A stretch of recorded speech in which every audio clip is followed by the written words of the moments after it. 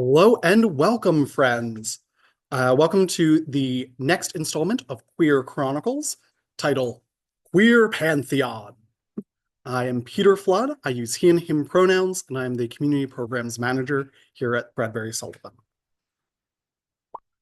All right, so first up on our agenda, introductions. Hi, I'm Peter. I use he and him pronouns. Um, the agenda is part of the introductions. Next up will be disclaimers. I'm going to be talking about what I will be talking about, what I'm not going to be talking about, shifting language, some of the bigger meta things to keep in mind for while I'm doing this before we get to have the fun. Step 3, the queer gods, the reason you're here. Straightforward as that. Section 4, if we have time at the end, I am so happy to take questions. A reminder, while I do have a specialty in this area, neither I nor anyone else can be an expert on all corners of mythology from around the world. So if your question is outside of the things I already know, we might have to do a little research together. So with that out of the way, let's go ahead and take a look at those disclaimers. First things up is just a note, words change over time. I'm going to be using our modern definitions, words, and ideas to connect with these ancient figures. Not only do words change over time, the words we're currently using straight up didn't exist when most of these figures were first envisioned and described by humans. So I'm going to be doing a little bit of trying to fit a square peg into a round hole, but I'm going to explain my reasoning for you. We're going to have a little bit of fun with it too. Next up, culturally relative. What is considered normal or unusual is dependent on the people and cultures dominant within an area. These shift as we travel through time and space. So, and in fact, a lot of these figures I'm going to be talking about, while in modern America or America 50 years ago, these ideas might have been viewed as dissonant or unusual. A lot of them were actually very commonplace, and that's how they got encoded in myths, which is part of why we're exploring this, and I'm very happy to do so. Next up, myths change. There is no one canon for most of these myths. There's multiple ways of seeing or interpreting these deities. There's conflicting myths that just disagree over the origin of a god, for example. This is because these are figures who have been talked about, had stories told about them for thousands of years, almost as long as humans have been around in some cases. So there's going to be more than one version. If it's not the version you're familiar with, that's totally cool. This is just another one. And then archaeology. Today's topic, actually, I'm not going to be touching on archaeology a ton just because I'm talking about the stories. And while some of those stories are found in archaeological artifacts, quite frankly, it doesn't come up in what I'm talking about. And I have reasons why at other times I wouldn't be using archaeology as well, just because the discussion around bodies and gender identity and transness can be a sensitive issue, and this is meant to be a fun discussion. So we're just gonna not do that. All right. Next up, I'm gonna start with the Greek Pantheon, because they're the big boys of the mythology world. Basically, everybody that around here knows them, loves them, knows something about them. So, and that sort of makes sense because they were worshipped throughout the Mediterranean world and beyond. Obviously, Greek Pantheon was worshipped in Greece. They were also worshipped in Egypt at times, Rome, across the Middle East, all the way over to India, thanks to Alexander the Great. Primary dates of worship, 1500 BCE to 379 BC to CE, which was when the pagan temples were officially shut down by the Holy Roman Empire. Well, they weren't called that at the time, but you get the idea. By the Romans. This is a picture of the Olympians and some of their hangers-on. So I want to start at the top. I'm starting with big boy, macho man himself, numero uno, Zeus. God of sky, lightning, rulership, god of kings, all that good stuff. Envisioned as peak masculinity. Known for his hyper-masculine trait of cheating on his wife and begetting demigod children. However, not all of his lovers were women. One of the most famous is Ganymede. Ganymede was a prince of Troy, um, and he was the most beautiful of all the humans on Earth. And Zeus said, I want that. And just to be clear, this is not a case of, oh, they're so beautiful, they should be with the gods in like a meta, like only gods deserve beauty. This was specifically Zeus wanted to have sex with Ganymede. Um, he is specifically listed as one of the lovers of Zeus by pseudo Hygienius. And by lover, we do mean like the bow chicka wow wow kind of lover. Um, bow chicka wow wow. Um, so Ganymede, it's also interesting because according to Plato, this relationship was used by the Cretans, the people of Crete, to justify their same-sex relationships. Um, so this is something that was culturally significant at its time. I'd also like to ask, do we have any, what is it?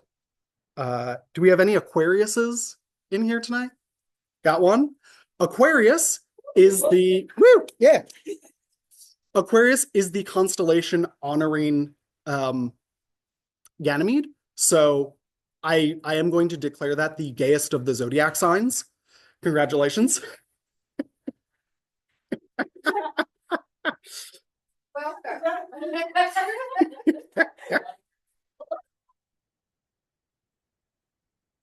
So next up, we are going to go ahead and take a look at who really should be considered the Greek god of the gays, Apollo. Apollo, god of the sun, music, prophecy, and male love. Um, he is the god who has the most same-sex relationships in the myths.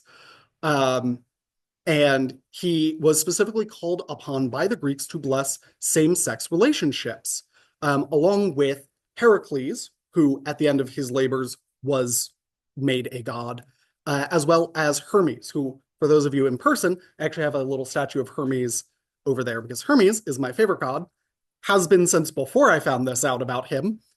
So I brought in my little statue of Hermes for people to see. Um, I am not going to talk about every single same-sex lover of Apollo. There's just too many. It would take all day. So I'm going to talk about my favorite, which is Hyacinth. Hyacinth is my favorite because not only did Apollo fall in love with him, but so did Zephyr, the god slash personification of the west wind. And it was actually their contest for the love of Hyacinth that unfortunately ended in the young man's tragic death. Although in some versions, Apollo, through the aid of Hermes, was able to bring Hyacinth back to life. And the flower is not just a remembrance of Hyacinth, but a celebration of his life. I will also point out that it's not what we call a hyacinth now. It is actually what we currently call an iris. I don't know why that change happened. Didn't look into it, but I do know that change happened at some point. I also like to point out that Hyacinth, on top of Apollo and Zephyr, had a human lover by the name of Thamyris, who is the greatest bard in ancient Greece. And also, in the mythology, the first mortal homosexual in Greek mythology,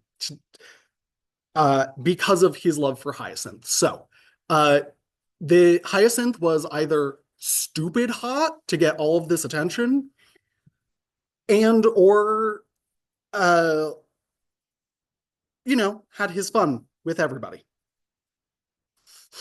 I really like that. It just shows people love twinks. Next up, you know her, you love her, goddess of wisdom and warfare, Athena. Athena here is well known as one of the virgin goddesses.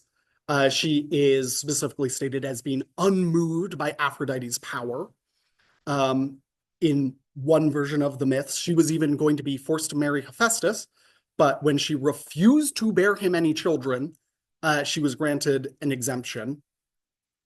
And so for all of that, I have declared her to be Arrow Ace. So, Athena. She's a lot of fun. I had to include her because she is very cool. And if you have ever read the Percy Jackson books, you might be familiar with the fact that at Camp Half-Blood, the dorms for her children are almost always empty. This is why. This is why. She in the myths is unmoved by Aphrodite's power. Aphrodite being the goddess of love. Oh, we got a question in person. Oh, uh, hopefully the Arrow Ace flag, unless I found the wrong one when I was Googling. That's fair. Google, please don't fail me now. Speaking of, I do want to give a little bit of love to a goddess who unfortunately is overlooked in most of the myths. Oh, I got a thumbs up from the audience. They are confirming that I did find the right flag. A goddess who is frequently overlooked in the mythology. She just doesn't have very many myths about her. So I wanted to include her in this presentation. Just she desperately needs the love. Hestia, goddess of the hearth. She is the oldest of the Olympian gods, the oldest of the children, the siblings of Zeus. She was proposed to by Poseidon and Apollo, but she asked Zeus to permit her to remain unmarried and a virgin, which he granted. She is another one of the goddesses listed as being unmoved by Aphrodite's power. She is also a goddess of motherhood in spite of this, probably because of her association with domestic tasks, which child rearing is part of. However, she is also a god of parthenogenesis, which is having children without having sex. And so sometimes women in ancient Greece would attribute their sudden pregnancies to a blessing of Hestia. So she's another one of our Arrow Ace goddesses, but she still likes children, apparently. Next up is Dionysus. Okay, so I have to admit, I have Dionysus on here, not so much because I wanted him on here, but because Roberto C. Ferrari declared Dionysus to be the god of intersex and trans people in 2002. I read into why, and I'm a little skeptical about that logic, but let's talk about it. So, Dionysus is the god of wine, parties, vegetation, fertility, madness, and theater. Sounds gay.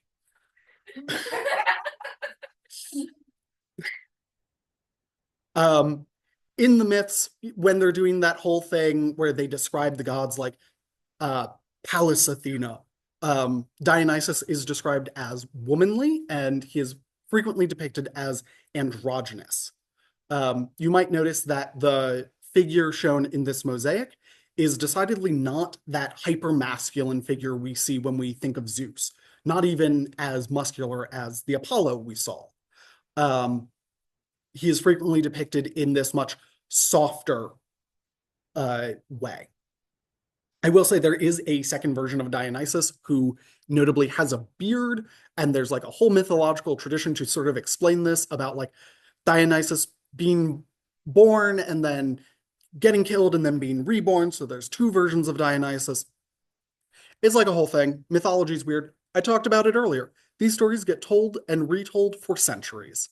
So, as far as I can tell, this androgynous appearance, combined with also being a god of fertility, but not necessarily traditional masculine fertility, might be why Roberto declared Dionysus to be the god of the intersex and trans communities.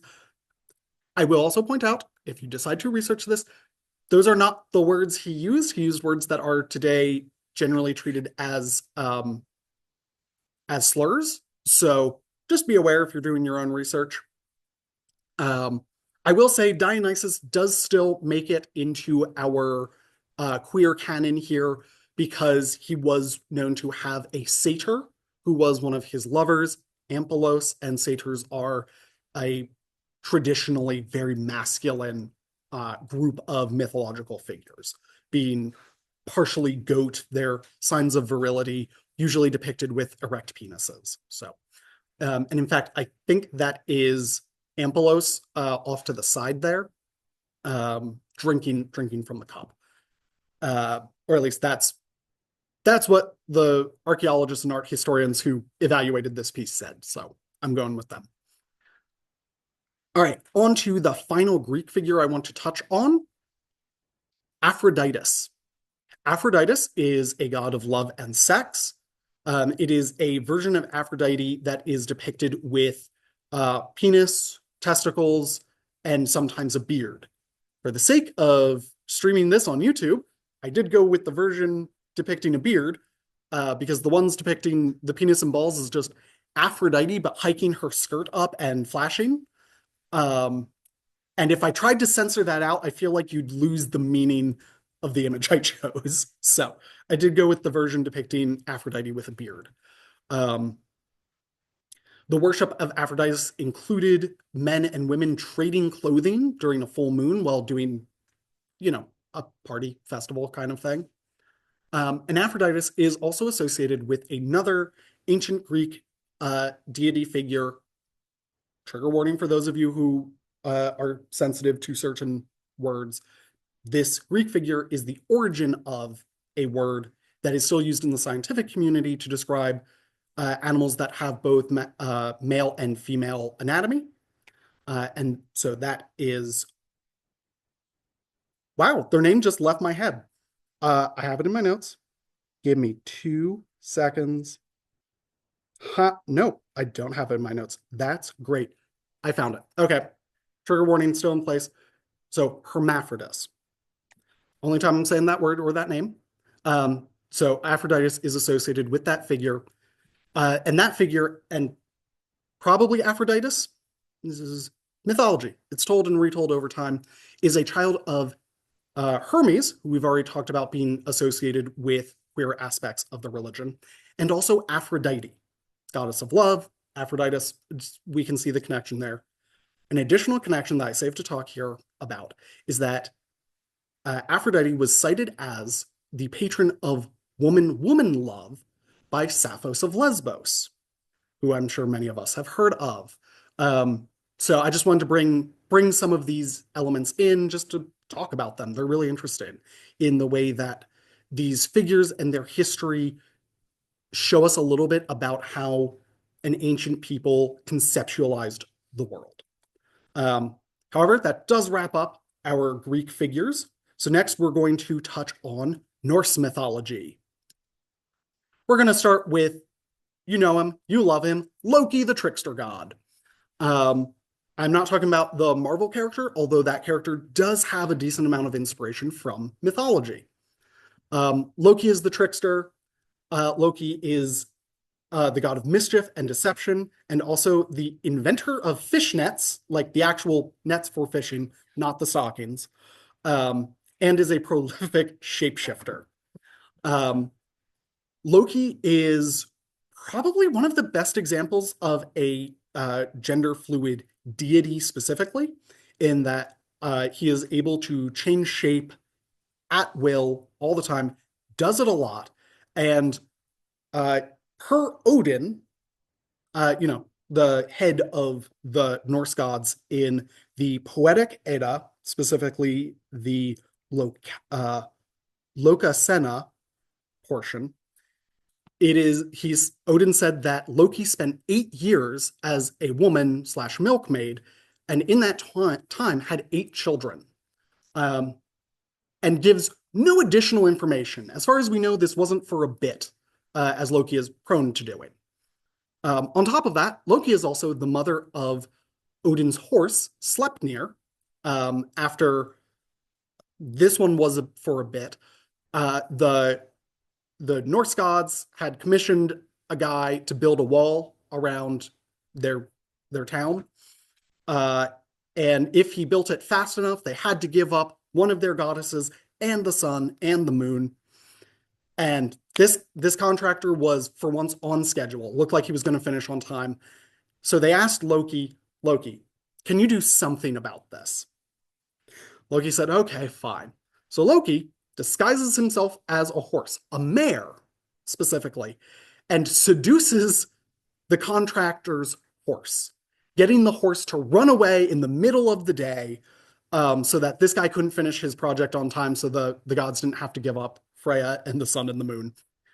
However, in the process, uh, Loki does get busy with said horse and produces Sleipnir, who is a horse with 8 legs, which he then gives to Odin. And it's the fastest horse ever. Yay, mythology. That's not how that... A horse with 8 legs would not be very fast, but mythology is mythology. More legs means faster in mythology. On top of this gender fluid, quasi-matronly nature, Loki is also a husband. He has 2 wives, Angrboda and Sigyn. He has fathered additional children, Hel, Fenrir and Jormungr, who are 2 more animal children, Narfi and Vali. So I have decided, on top of being gender fluid, Loki is also bi-pan. My show, I get to make up the rules. And now, speaking of people in charge, we're going to talk briefly about Odin. Odin, the All-Seer, leader of the Azir, god of war, victory, kings, writing, knowledge, healing, and also witchcraft. He was a practitioner of Seid, which was a womanly form of witchcraft. Seid was noted for primarily being practiced by women, and men who did practice it acquired a form of dishonor that translates roughly to effeminacy. So it was viewed as an emasculating practice, and yet Odin, our hyper-masculine god of gods, is a practicer of Seid. He was said to have practiced it several times, and while doing so, he was dressed as a woman, sometimes for weeks. So I've decided that Odin is the god of drag queens, which is what that flag at the bottom is. That's the drag queen flag, according to Google. I will also now, I unfortunately could not find a copy of this myth because I read it as a child in a book that I no longer have. And it turns out searching Odin and wives brings up a bunch of neo-Nazi stuff. So it made it very difficult for me to get the research for this. But the story as I read it was that there was a war that had been raging for days and days and days. I guess more of a battle, but it had been raging for days and days and days. And Odin was having trouble deciding which side should win. And as the god of war and victory, he gets to choose these things. And the wives of one of the sides prayed to the goddesses for help and asked, please, please give us victory, end this war.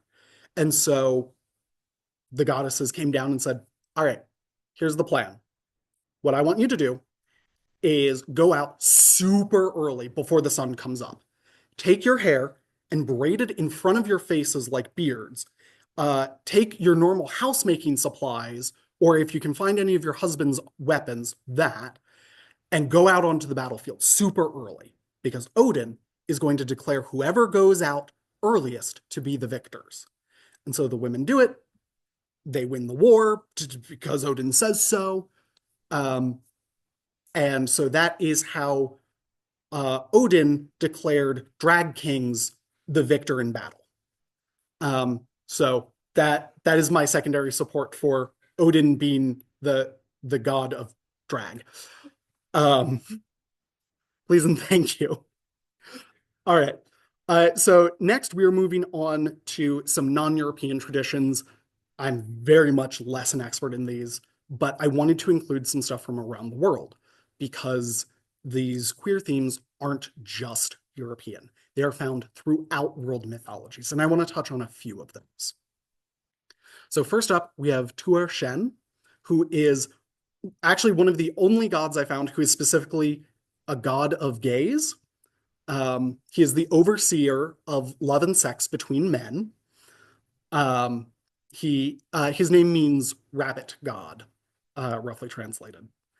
So, just to give you a little background, he once was a human named Hu Tianbao, and he became infatuated with this beautiful, handsome, presumably juicy imperial inspector for Imperial Japan. And he decided to spy on this inspector while bathing because he was cute. Unfortunately, he was discovered and put to death. However, the gods of the underworld said, no, no, no, that was unjust. You should not have been put to death because of who you loved. So instead, they elevated him to a god. And so he is now the god of love between men. Um, and he is actually still worshipped to this day. The picture I have here is from the Wei Ming Temple, which opened in 2006. And it's just so cool to be able to see a modern depiction of one of these gods, not just from like deviant art or something, but from an actual temple still worshiping the deity. And then my little footnote here is that the reason for rabbit deity might be because rabbit was slang for a gay man in Imperial China, which does make this a little bit funny in that it would be a bit like if a modern American god of gays was named Nancy. It, just a little weird, but if it works, it works. He's actually a source of secret veneration for a while. His original temple was just called the Secret Temple, and it was very much if you know kind of business. So next up is a Mayan god, Chin. Um, this is the only canon depiction of Chin. I didn't want to give you someone's recreation. I wanted to include an original depiction of Chin. However, it does include a depiction of male intercourse. So I have had to edit it just a little bit, just to make it safe for streaming on YouTube later. Um, so we know that Chin was at the very least venerated in the Verapaz provinces, which is in central Guatemala. We don't know how widespread this worship was. As an indigenous deity of the Americas, a lot of information was lost, and especially in this area, thanks to the conquistadors. Um, However, what we do know is that he was the god who taught both gods and mortals how to have gay sex. I, I guess they needed teaching. Um, he was venerated to protect same-sex unions, and because of his mythological tutelage, it was traditional for families with unmarried young men to find boyfriends for their sons. Um, so that's a thing. Again, we have very little actual information about Chin. What we do have is from a Spanish Catholic bishop who has an interesting reputation if you decide to read into it. Much to my annoyance, this bishop has a longer Wikipedia page than Shin does. And in fact, basically all the information you're going to find that's canon, so original sources, primary sources, is actually secondary sources, courtesy of this bishop. So I'm going to end with one final myth. I'm actually going to retell most of the myth, skipping some of the names because I don't care about their names. And this is the first one that isn't a god who is queer per se. This is an ally god, but I really like this story. So This is Isis offers out-of-network HRT. All of that will make sense in a little bit. So, just a little clarification on top. Isis is an Egyptian deity. You just need to know that off the top. She's one of the really important ones. So, there are four main characters in this story. There's mom and dad to our main character. There's Ethis, who is our trans character, and there's Ianthe. And then there's Isis. So we start off, mom and dad do what moms and dads do, and mom is pregnant. Dad says to mom, I don't want a daughter. I'm so happy that we've been blessed with a pregnancy, but I don't want a daughter because I can't afford the dowry that we'd have to pay if we have a daughter. So he tells mom, listen, if it's a daughter, just kill her. Just kill her. Mom isn't super happy about that. And just one night while mom is in bed being pregnant, Isis drops by.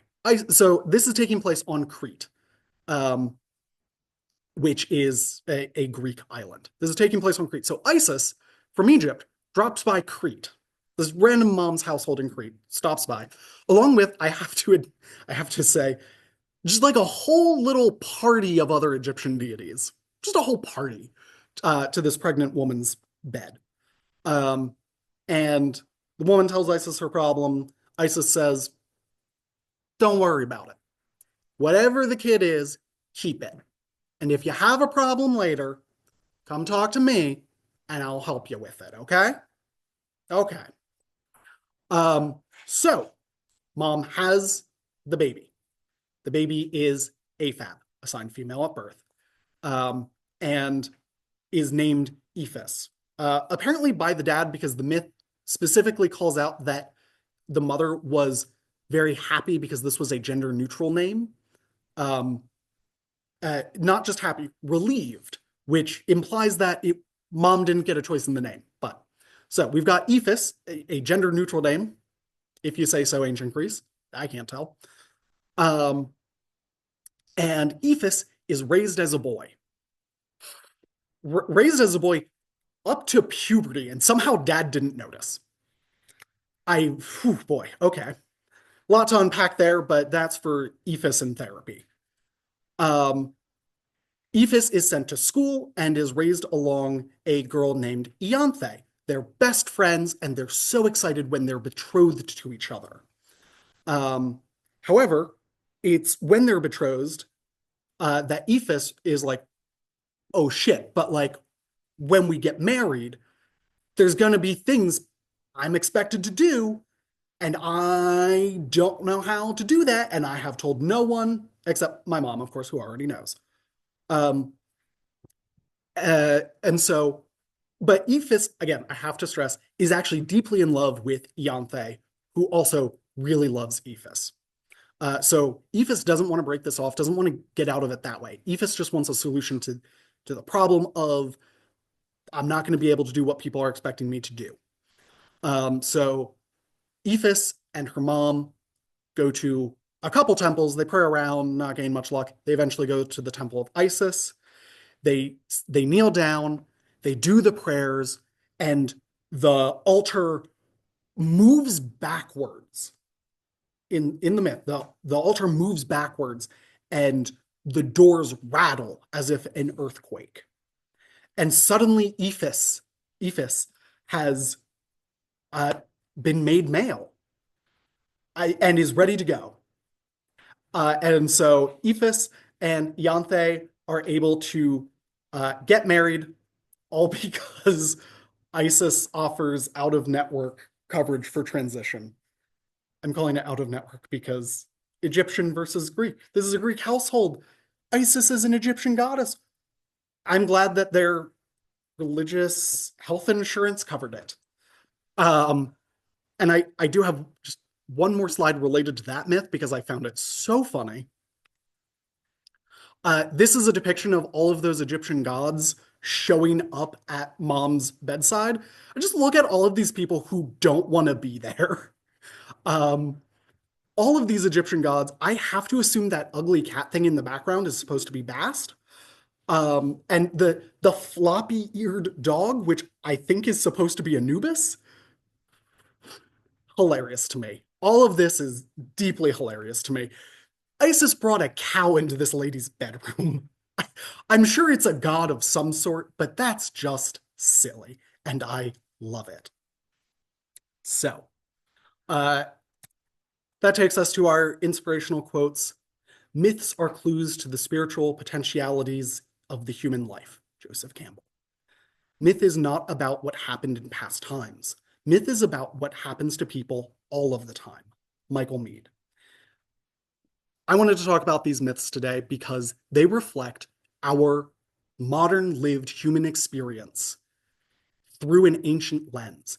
These gods are gay and trans and intersex because people have always been gay and trans and intersex. We always have been here, and never let anybody tell you that we weren't. This is our proof. Thank you. And questions. Thank you. Thank you. Someone in the Q&A said, we love to see Dionysus as a patron of the trans community. Woo! I'm glad that somebody appreciated Dionysus there. Yay! Do we have any questions online or in the audience?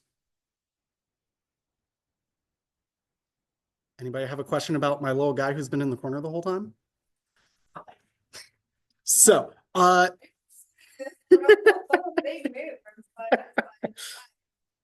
yeah, so the little guy moving from slide to slide to slide is one of my favorite depictions of two of my favorite gods. Anubis, I think you can tell that by the little dog head, and Hermes. So they've always been two of my favorite gods, and there's a period in Greek mythology where they had to justify why the Egyptians had different gods from them and why their gods had animal heads.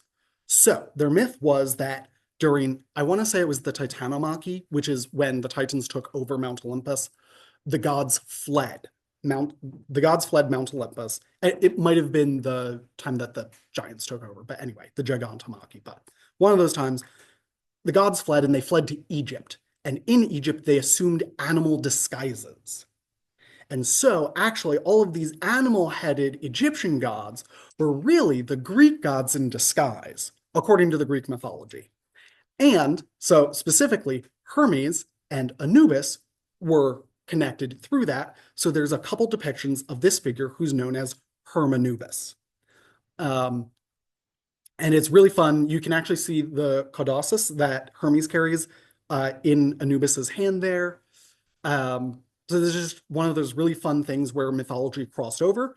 I figured it still made sense in part because Hermes is one of our gay gods that I talked about. So I wanted to include that somewhere. And also it's fun and I like it. So that's why that's there, and I used it to cover up some naughty bits. Yes, chat, we have a question from you. Any sapphic goddesses that came up in your research? That's a fantastic question. So for those of you who maybe didn't hear it, were there any sapphic goddesses who came up in my research? So the number one that came up in my research was Aphrodite. Again, Sappho's of Lesbos cited Aphrodite as the patron of woman love.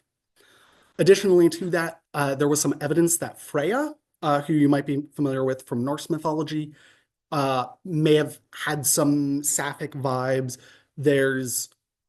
So the reason I didn't include her is because I was having trouble like really pinning down the source. But there was some research that said that she had a cult composed entirely of gay priests. Combine that with what I have to admit is a stereotype, but all of the cats. Her chariot is pulled by cats. I was like, that feels very sapphic.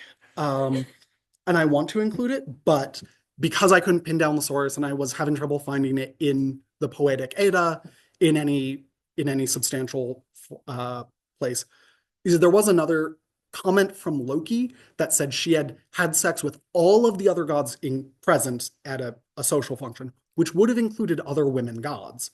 However, unfortunately, Freya refuted that she had had sex with all of the gods, but she didn't say who she did and didn't have sex with.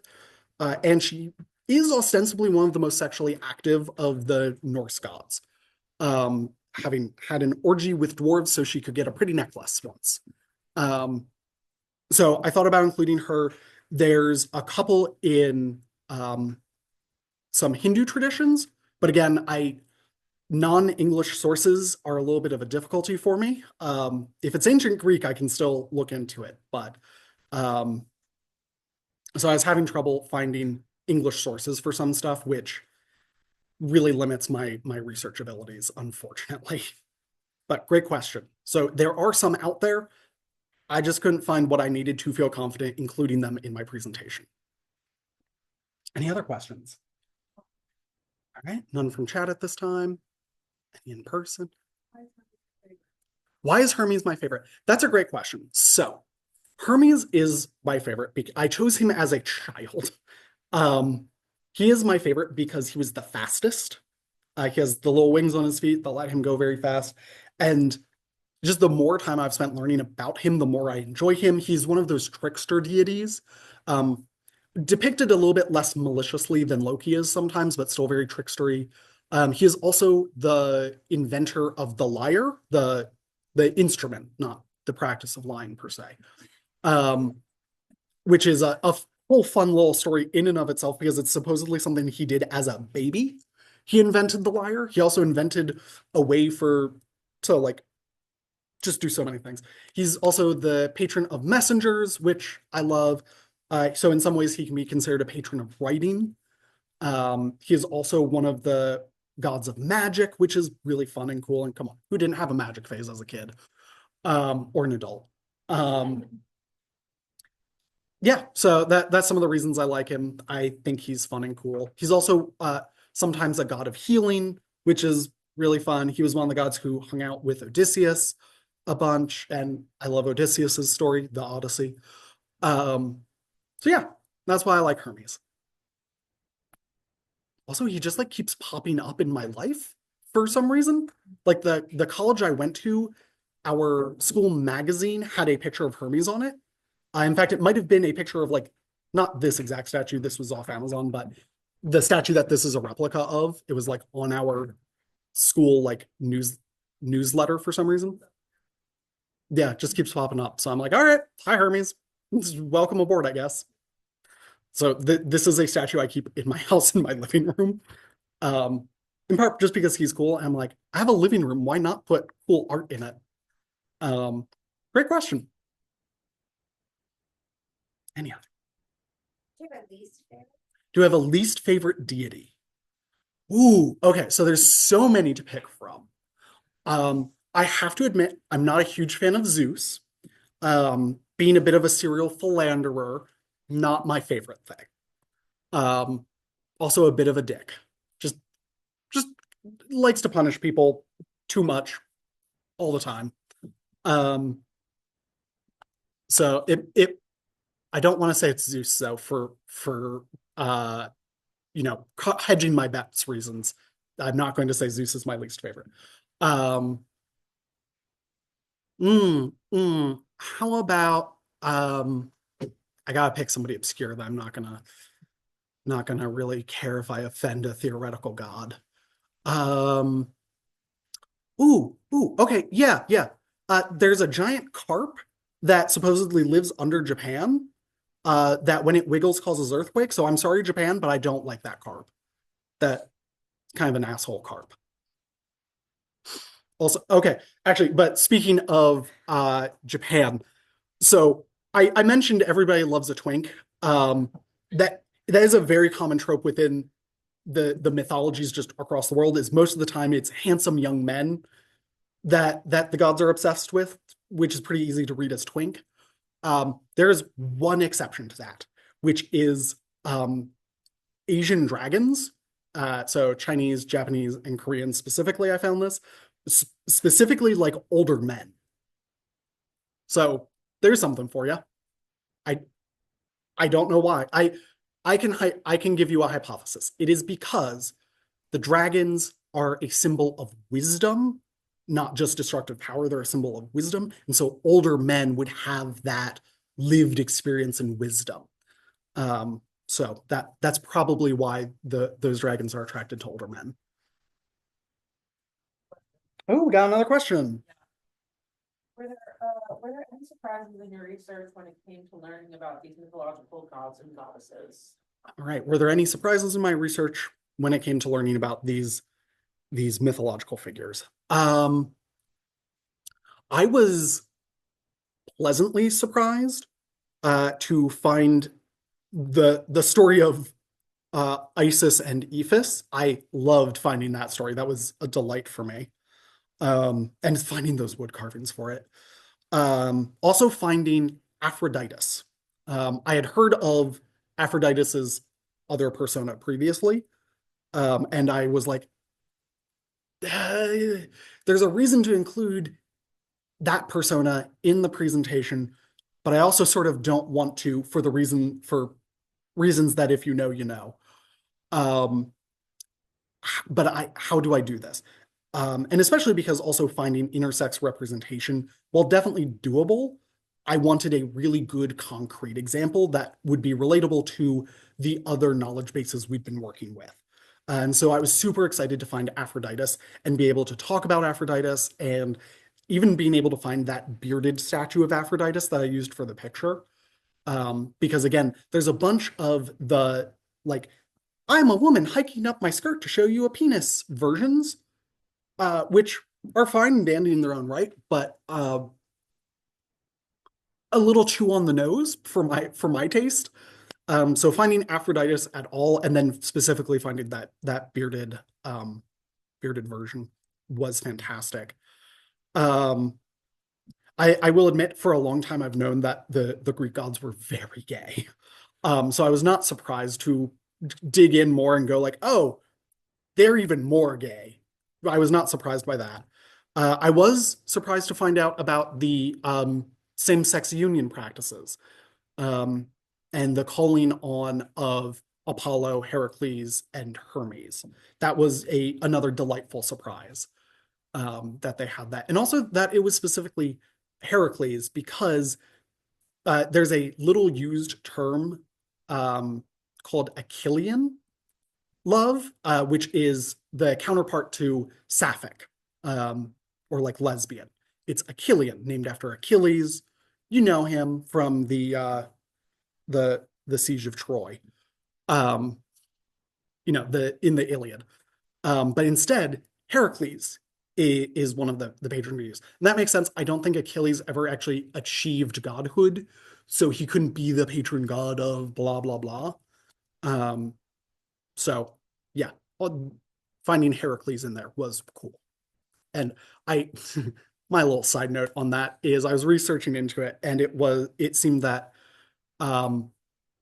Apollo was called on for the blessing of like the poetry and the music of the love.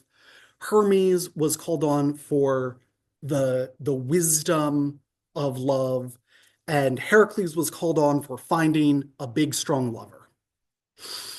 Um, and I love that. Fantastic question. Um, Anything else? All right, nothing from chat. Anybody here? All right, then thank you all so much for joining us. I hope you've learned a lot, had fun, and I hope this encourages you to go on your own journey to explore the history that our community has, whether literal or mythological. Thank you and have a good night.